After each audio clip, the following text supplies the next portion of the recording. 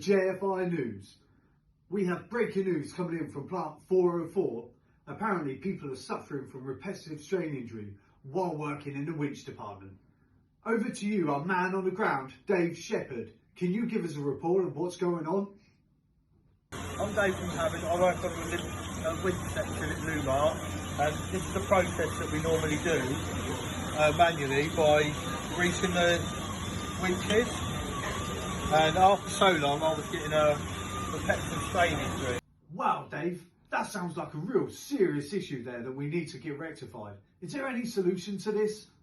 So I came up with this idea to obviously speed things up and make it easier on not getting an RSI.